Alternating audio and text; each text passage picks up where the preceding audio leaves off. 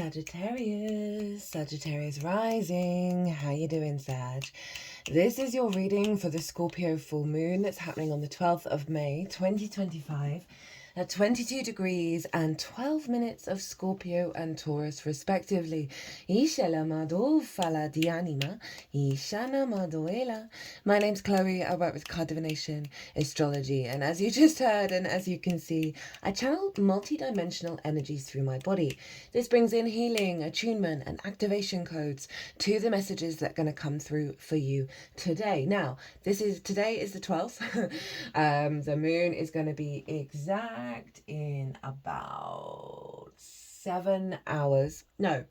8 hours. And so I do apologize for the delay in getting this video out, but I work with 6-month cycles, so the predominant energy that's going to come through in this reading is going to serve you up until the Scorpio new moon, so you're not missing out on anything that comes through in this reading.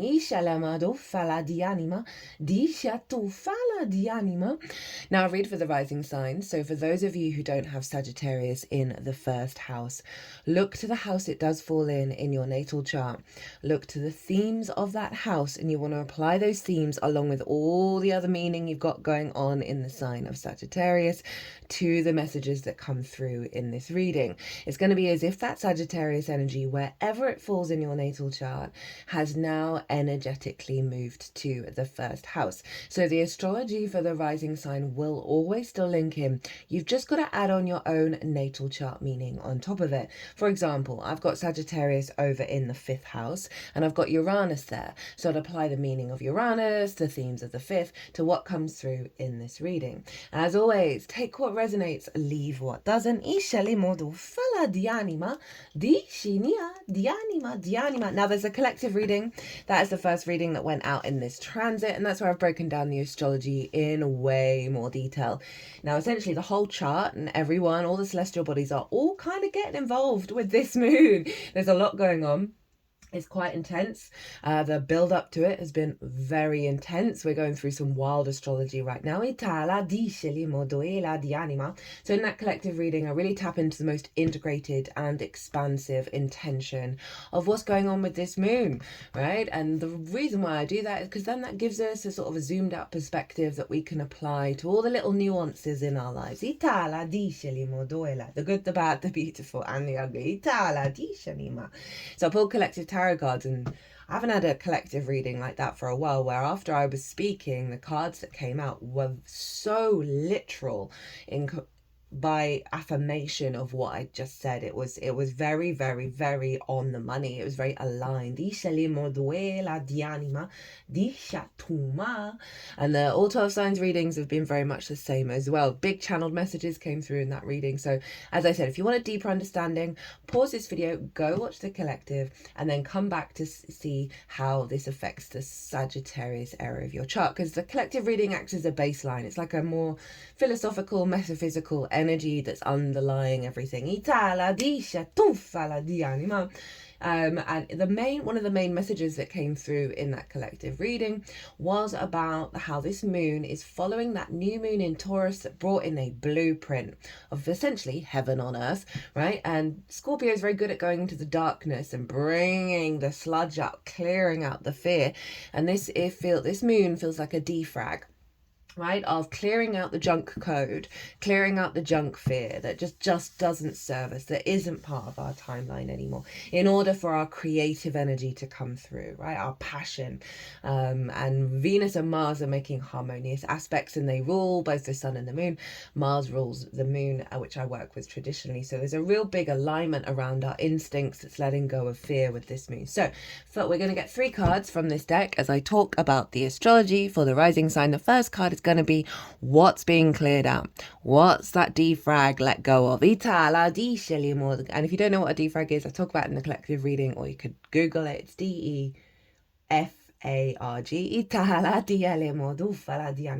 we're going to get a card of what's been cleared out. We're also going to get what's the activation code that comes in. That's going to be the second card. So even though full moons mark a completion, with that completion at the full moon, we then get an upgrade download that we then work with and integrate over the next 6 months up until the Scorpio new moon in Scorpio season. We're also just going to get a card on how to work with that download, with that activation code, right? How to amplify it, how to really facilitate it, as well as the card at the bottom of the deck. And we're working with 2 different oracle decks in this transit, so we'll get a couple of cards from those at the end of the reading. So Sagittarius risings, my love, where is this happening for you?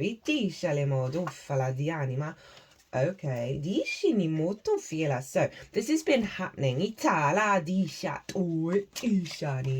for all the signs so far, whereas the Taurus moon, the cards were very stubborn, whereas in every reading so far, all the cards have come out immediately at the beginning all together. So this moon is happening for you in your 12th house, your hidden house, your house of mysteries, right? This is always a very significant moon for everyone every year, right? Having a moon in the 12th. Now, the 12th house can feel deeply personal to you, but also not completely out of reach and a bit unintegrated, right? A little not integrated to the rest of your chart. As I said, it's the hidden house, the house of mysteries. It's where the unconscious realms hang out. And in those unconscious realms can be trauma responses, limiting beliefs, and distorted love languages. And that's why this house is linked into anxiety, depression, loss, grief, isolation. Lots of good stuff there, right? And underneath all of that is the magic of your soul. And it's the cosmic joke from the cosmic troll. There is the cosmic universe that's like, right, we're going to put that magic, it's essentially your power up, Scorpio is your power up, underneath all the junk, underneath all the conditioning, both individual, social and collective. And it's sort of our job to sort of peel back those layers in order to reconnect to our soul at a higher level, which is just us, just without the conditioning. So this is a very powerful transit to have a full moon here. It's a completion of a year of unconscious responses and the work that you've been doing with it. And it will see an upgrade in those unconscious responses around your needs being met moving forward. They wanted 2 from that one. Because the moon represents how our whether our needs are being met or not, and where our needs need to be met, how to give and receive nourishment, our intuition, our emotional body. So having a full moon here is it's going to be revealing the release of what you've cleared out, the blocks of what you've cleared out, as well as perhaps something you need to look at over the next 6 months. But it's going to be accentuating your intuition in alignment with the magic of your soul, right? In alignment with your true power up. And that's going to unfold over the next 6 months. But this moon does close out a whole year cycle of all the different areas of your life and all the unconscious responses related to them coming to a level of fruition. You might find yourself around this moon just spending a little more time with yourself, maybe being in ritual, meditation, and really just being in observation of all these things. Now, this moon's very powerful in terms of what's the lead up to this, of bringing up so much fear because of that blueprint in Taurus of heaven on earth, is dredging up the paradigms that don't match that. I've only felt a release point with that moon towards the tail end of yesterday, which was the day before, and the lead up was like being pulled in lots of different directions and having lots of big fears come up and lots of disorientations. So sending my love out to you, my lovely Sagittarius. So that's what's going on with the moon. Now the sun is over in your 6th house of work, how you work. It's the adult in the room. It's how you figure things out and how you put it into practice. It is routines, physical health rather than the mental health that shows up in the 12th. Co-workers and therefore collaboration, and pets and therefore acts of service. And the sun is conjunct Uranus and the moon is conjunct Juno. Go into a lot of detail of that in the collective reading, but essentially this is a big liberation energy, right? And our recommitment back to being the adult in the room, i.e. not poor impulse control, not being triggered by our trauma responses in a way that means we distort how we want to take action and how we want to work and how we want to be the adult in the room for ourselves. So big power up here. And I can see perhaps some fears being soothed by some revelations that are coming in around the way that you understand yourself and work and put that into practice. It might be a co-worker comes up to you and says, I really love what you've been doing at the moment. And you may have had some fears around all of that, right? And that's been released. So the sun and the moon are both square Pallas Athena, who is an asteroid. She's over in the sign of Aquarius in your third house, the house of the goddess, how we find meaning in our day-to-day. It is the day-to-day, it's the local community, the walk to the shop. It's the lens in which we communicate through, right? It's also about schools and learning new things and short distance trips. But overall for me, it is the gateway to enlightenment. The more we find joy in the little things, in the washing up, the more we find resonance and truth in the way that we communicate, the more that affects the bigger picture without us really having to get involved. And so Pallas Athena represents strategy, wisdom, long-term planning, maturity. She's been there for a while, so you may have noticed an upgrade in the way that you're engaging with your day-to-day, the meaning that you're finding, what you're prioritizing in the day-to-day that's to do with longer term goals, how you're communicating and expressing yourself, knowing what battles to pick, understanding what sort of your zoomed out perspective is, and being able to apply it that serves you for the long term, that serves your comfort in the day-to-day for the long term. And it's so important because we can get really dysregulated in the day-to-day. We can forget about the joy of existence because of all the to-do list, right? Because of the sort of humdrum nature or the drudgery of it all. And Pallas Athena is really helping you recalibrate to your higher truth, right? And how you find that meaning and how you communicate that. And it's square the sun and the moon. And this is forming what's called a T-square. And the release point of a T-square is the bottom of the T, and that is Pallas Athena. And so there's a real funneling of your capacity to show up in the day-to-day that's linked into what serves your longer term incarnation. So this can see you getting in really healthy routines and practices that you apply on the day-to-day to do with your mental health, right?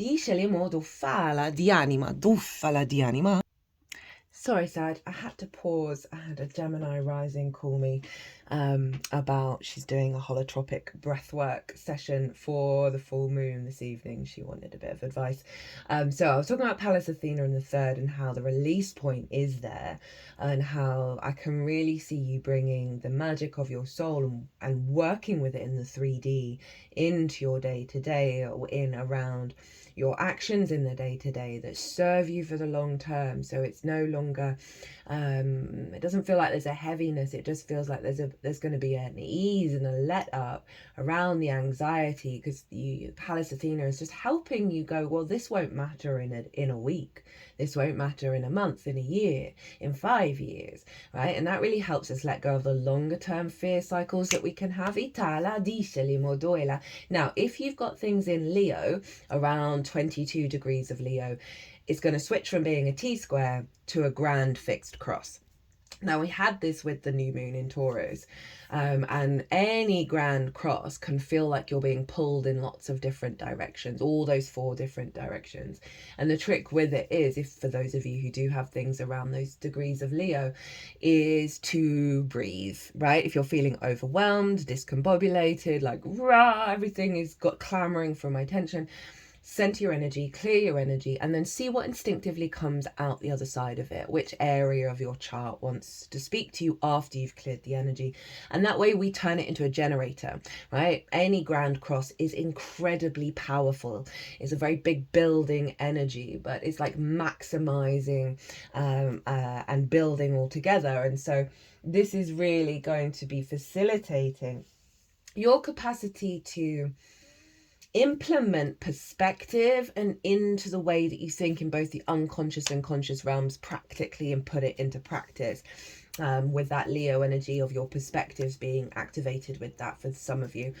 So just bear that in mind, that it can feel very overwhelming, and the trick really is just to calm the energy and see what's then speaking to you, and that way you turn it into a generator. Now the only other little thing I'm going to talk about is the fact that Mars, the ruler of Scorpio, which is what I work with, it's a traditional way of looking at Scorpio. I've just seen it show up in my practice, and that's what I tend to work with.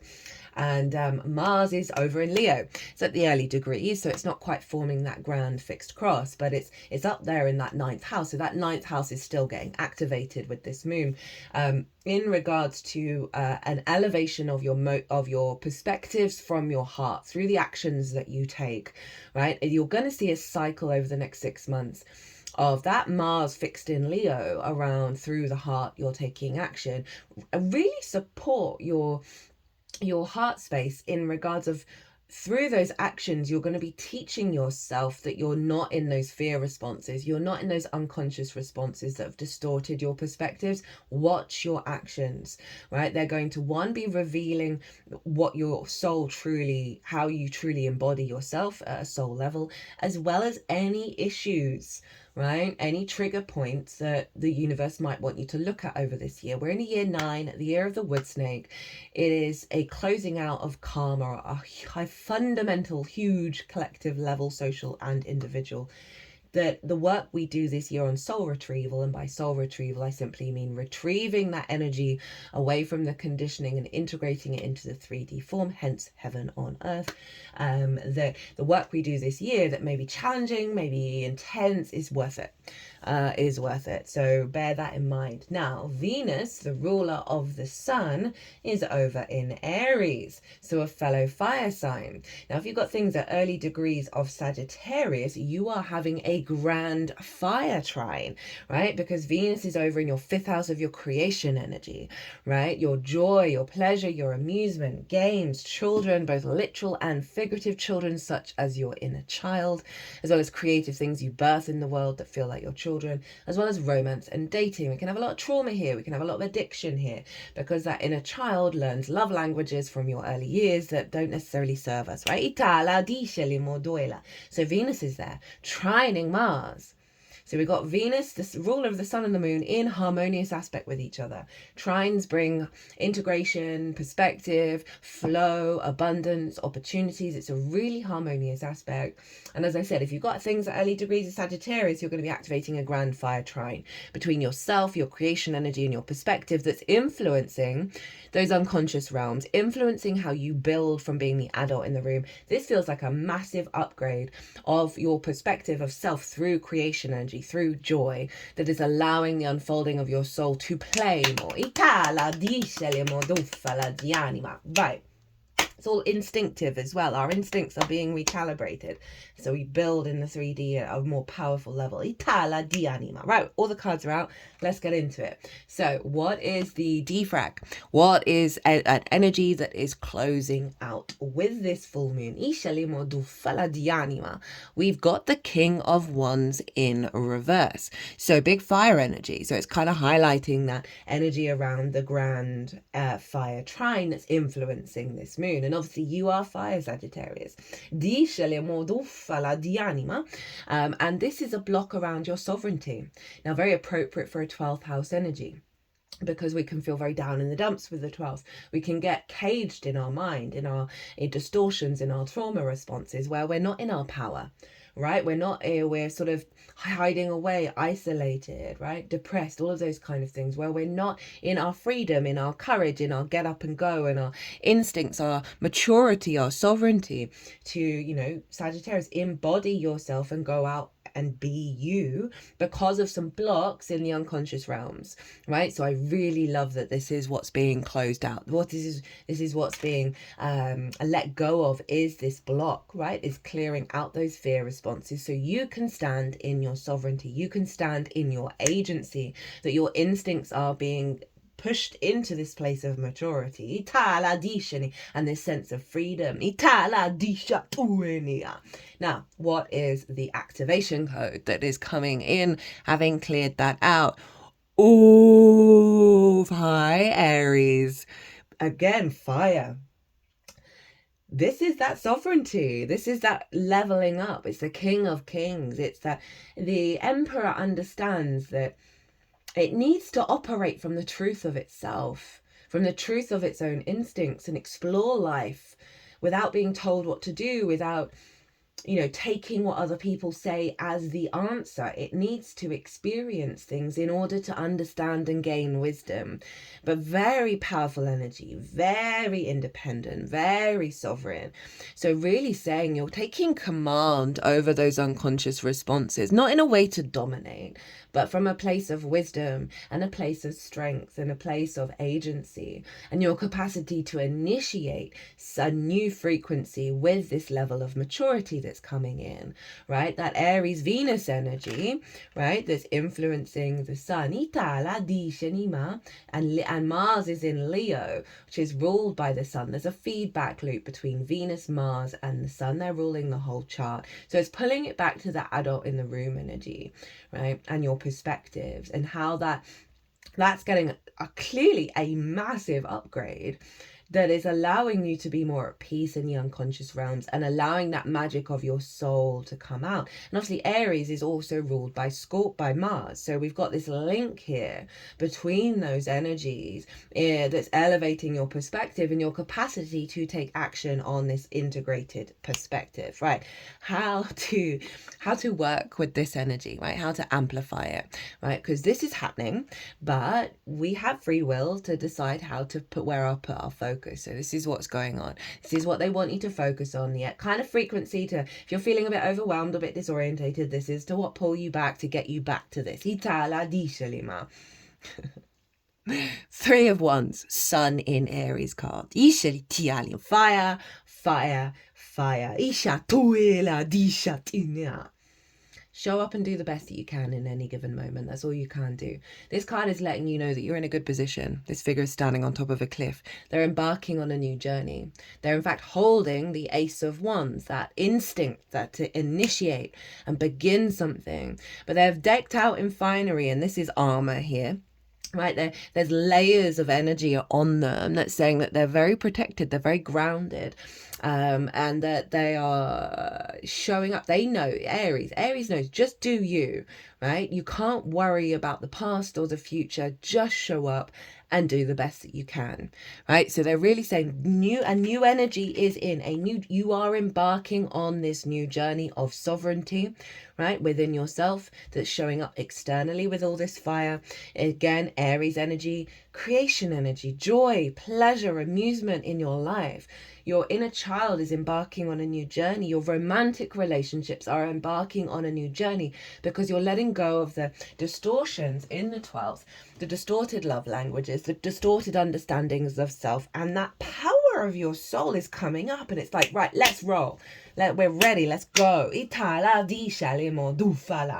What's at the bottom of the deck? Okay. So this is the root energy of the activation. Oh, no, that was, I remember that definitely being in the upright. That must have been when I picked the card up and put it at the bottom. It's quite interesting. I think every sign's got an ace so far. And this is the Ace of Pentacles. And this is the Heaven on Earth card. Right, so they're saying with all this shift in your instincts, you've got fresh energy of how you build in the world, how it's manifesting in the world, a new way of engaging with the 3D realm because of this real shift in your instincts, in your passions, in your drive, in your motivation, right? So it's a real sense of fresh new energy in the unconscious realms that is allowing the outside world, the 3D world, to manifest from a clean slate.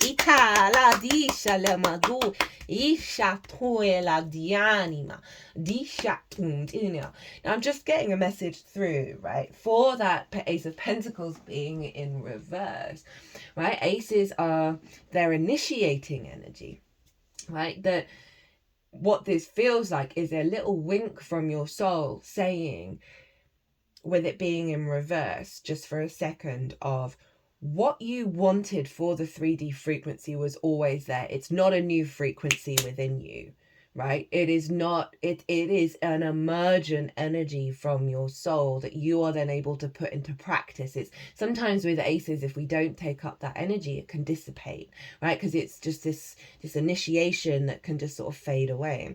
And with it being in reverse, you know, it's not often I get this kind of message. It genuinely feels like, no, that it's been initiated, it's solid, it's not going away, it is not this thing that might vanish if you're not paying attention to it. This is something in your unconscious that has been present from, I mean, I want to say from the moment you were born, but we all know, well, we don't all know, it's certainly my practice, and I'm sure for a lot of you, that we've gone, this is infinite.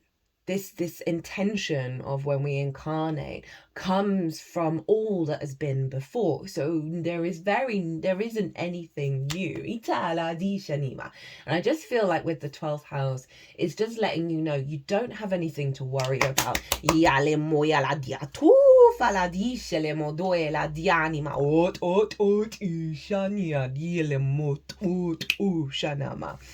Okay, let's see what Rainbow Brainskull wants to say to you.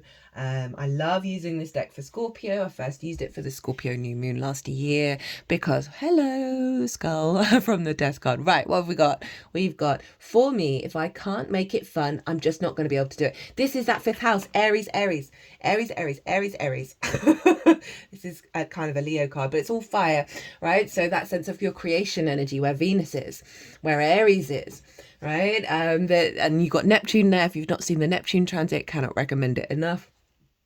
That's taking us up to the 4th of July when Neptune then goes retrograde, of the house of joy, of so much of that 12th house, especially with Scorpio, which can be deeply paranoid because it's a dark energy that's powerful, that can consume us when we forget the light that we hold within it.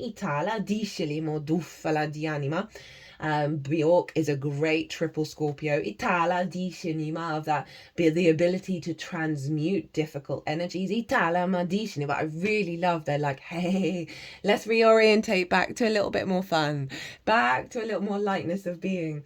Remember how to play. If you were not having a blast whenever you can, your childhood self would be quite disappointed. And the inner child is in the 5th house. Get in touch with your inner child. They've been watching this whole time. Do something that would make them smile real big, right? And so much of our distortion shows up in the unconscious realms because of what we learn in our early years, right? There's so much science now coming out about that. You see it in a lot of traditions of like, I'll show you the man. Give me a child and I'll show you the man at 7, right? I think it's a Jewish parable. Because in those early years we're in can't remember, I think it's alpha brainwave state or theta, where it's essentially you're in deep meditation and hypnosis mode as a child, so you're downloading everything, and this feels like a real liberating energy away from those distortions and into your maturity. Okay, we've got 2 cards from the Inner Power Oracle. I'm using this deck because the energy right now is intense. It's heavy, it's big, it's there's a lot going on, and self-care is really important right now. So what is your first card? Tuning into my inner calm and power is achieved by inhaling for 5, holding for 5, exhaling slowly for 5, and repeating 5 times. Now, the Heart Math Institute, love the Heart Math Institute. If you've not checked them out, I do recommend. They sort of measured the heartbeat of the world. I can't remember whether it was the Schumann reverence or something else. I really should remember that. But they said the way to connect to the heartbeat of the world, hello Ace of Pentacles, is breath of 5 in, 5 out. And so this is really beautiful around Leo being in the sign, Mars being in the sign of Leo, which is ruled by the heart. So this is going to help recalibrate your body. So then instinctively, you know what to take action on after that, because you're getting an alignment with your heart, with your joy, with your pleasure. I practice meditation daily and imagine a soft white light forming around me and my precious body. So that is then again helping this recalibration, right? Being aware of the shifts and the changes and the support and the nourishment you can bring to your physical vessel as all these unconscious responses and behaviors and shifts are happening for you over the next 6 months. So that goes in with the Ace of Pentacles of the vessel, the physical vessel, that through this meditation, this breath work is allowing those instincts to come back into this state. Right, Sagittarius, I'm going to leave it there. Hope you enjoyed this reading. I hope it resonated. If you want a personal reading, my website is everywhere, or email me directly. Sagittarius, this is usually the most intense moon for you every year. So just know that this is passing. You're going to have your full moon next. So that's going to be a big upgrade in your sense of self because of this full moon that we're just having. Anima. Sagittarius, be good to yourselves, be good to those around you, safe travels, and be well until we meet again.